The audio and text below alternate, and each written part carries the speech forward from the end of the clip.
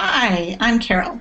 I'm a photographer in Southeast Wisconsin, and joining me today is Lynette Kent. And I'm going to let her tell you all about her awesome artistry and her teaching. But for now, let me just introduce our conversation. I met Lynette a couple weeks ago through Discover Mirrorless, and we had a great conversation in which I was complaining big time about my difficulties with video editing because that part of hybrid product creation is new to me and I'm just not good at it. Lynette had some great ideas and I said, oh my gosh, you've got to tell everybody about these. So with that, I'm going to turn it over to Lynette, who's going to tell us about Lightroom 4 and video editing. Hi, I'm Lynette Kent, and I'm a photographer and mostly an author, and I'm in Southern California.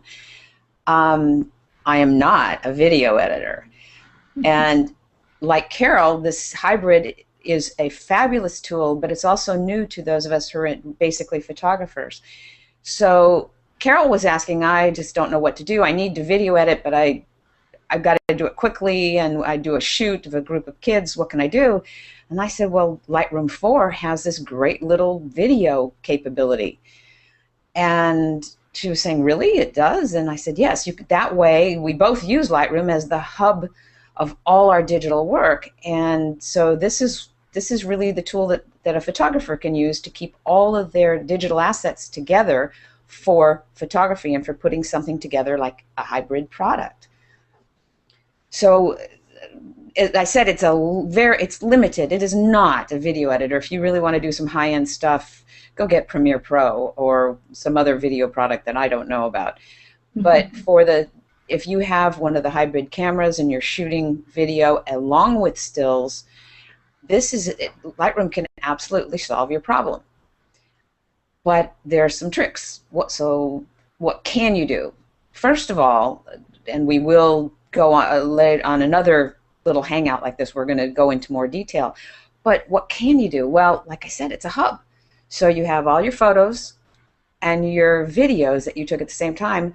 You import them all together into your catalog in Lightroom. And I really like that concept of having everything together rather than iMovie has my movies right now and right. Lightroom has my stills and I'm schizophrenically jumping back and forth. So what you've said already is just awesome. That's great. And then what you can do is you can select the photos that you want to use in the library module and say, ooh, I like that one, I like this one, and I'm going to put that one together with some of this video and put all of those items and create a collection. That way you have those little pieces together just for your project. Then, well, what can you do? Lightroom, if you go, as you know, with Lightroom, there's the library, that's for organizing. The develop module is like we talk in photography, it's your dark room. It's where you develop your photographs. If you click a video frame and you go into develop, everybody gets flummoxed because there it is, a big gray screen saying the develop module cannot handle video. But it can. There's a secret way. So in the library module, you're organizing. And there's really a couple things you can do in the library module, and one that is to trim the video clip. So you can make it the length you need, either end, in the middle, whatever. And you can change what they call the poster frame. So what is a poster frame, Carol? She just taught me this. Let me try. It's like the very first image in the video that sort of identifies the video. But sometimes, Lynette, I don't really want that. That was just a test shot. What do I do if, I think you gave me a great example because it's something I would do. I shot a tree so that I would know I had the lighting right, but it's really about a person who comes in a little later. Now my poster shot is wrong. Your poster shot showing the tree, right? Because right. That's the first frame of your video. So you've got a bunch of frames of the video showing a tree, and then you go for your real video, which is the person. That's where you can scrub, basically, they call it, but you move the slider through your video, find the frame that you want, and there's a little icon, and you click that, and it says poster frame. Click, boom, you've just changed your poster frame for that entire video. You haven't cut anything off. That's the beauty. You haven't eliminated the tree or anything else. So maybe you want the video to start where the person's head is turned sideways and then she looks forward, but the poster frame could be just that one where she's looking forward. That's awesome. So that's one thing you can do, and that's in the library module. As I said, you can trim the clips. Well, I did a project where I only had one piece of video, and I liked the end of the video. It fit the photos at the beginning of what I was putting together as a slideshow e-product. And the front part of the video looked better at the end for some reason. Maybe my brain's inverted or whatever. It worked great. So what I did is I made a virtual copy of that video clip. Yep. And I clipped it once at the back, and I clipped it once in the front, and I had two different virtual copies of my video clip. The best part is I never cut any of my video off. In reality, the whole video is really there. Lightroom works without destroying anything. So it's like making multiple copies and clipping them, but nothing falls on the what do they call that, on the editing floor? There's no stuff on the editing floor. It works great. So it was a fantastic little workaround. So we just said that you can change the poster frame so that you can identify your video in your collection much easier. You can trim the video and you can use one video and trim it multiple times and multiple ways and repeat using it using virtual copies. And then that's basically it in the library module. Oh, they have the quick develop tools over there, which I never touch because they're just like adjusting with the sledgehammer, the colors and stuff. And sometimes I go, gosh, I'd really like to get the colors a little bit better, or my white balance is slightly off, or I'd like to do some of the adjustments that I can do to my photographs, or I want to match it to the colors in my photographs.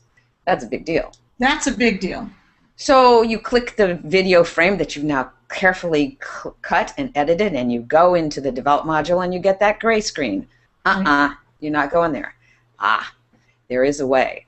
There's a couple ways. One, you go that same little tool that shows you how to grab a poster frame. It's basically just the video strip, and there's one little tool, and you click down. There's two choices: poster frame or capture frame.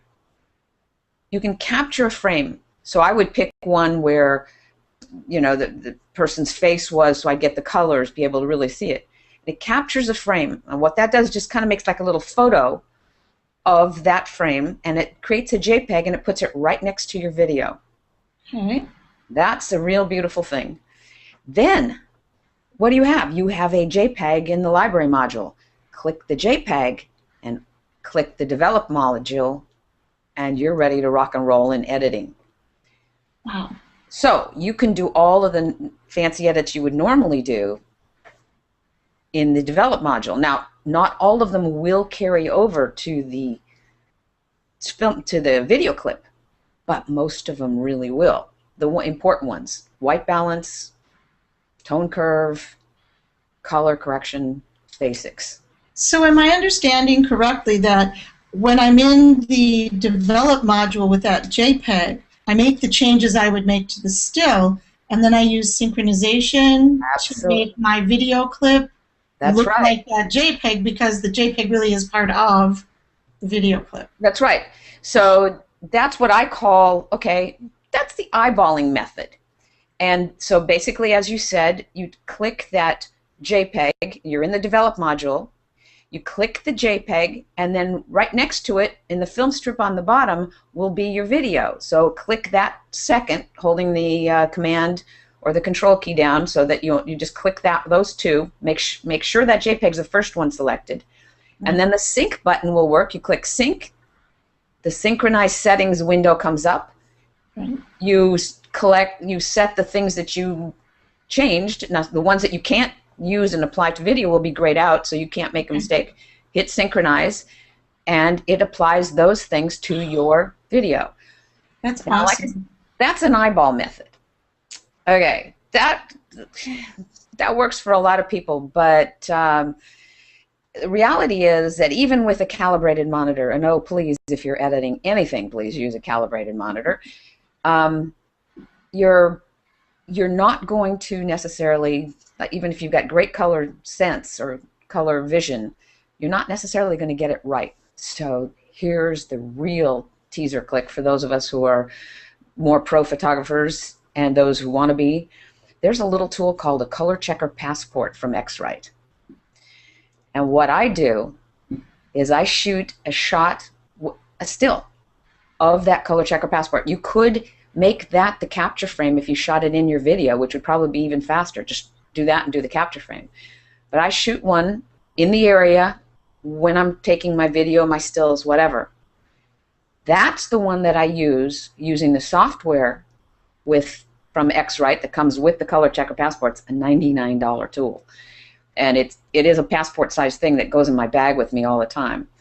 And that's the tool that you use to edit the white balance and the colors. And it mostly does the work for you. Then you click that one first, or that capture frame if it was in your video.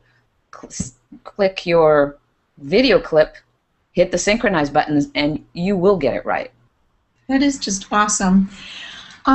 I think we're sort of out of time for today, but I'd like to invite Lynette, if she's willing to do it, to put together a couple of more screen-oriented captures as additional video logs, because I'd like to see you in action, actually taking a piece of video and doing all the things you just said. Now, I'm, of course, going to go and play this afternoon because you just gave me ideas. That's how that works. But I'd love to see you doing it because you've had more experience, and I'm sure I'll continue to pick up all kinds of tips. And that was just absolutely fascinating, and I never would have dreamed. I believe, I mean, the part about being able to like make a little piece out of it, okay, that's consistent with Lightroom, but the fact that you could actually take it into develop in its own way and do some little tweaks that I've never been able to do with my video, that just blows me away.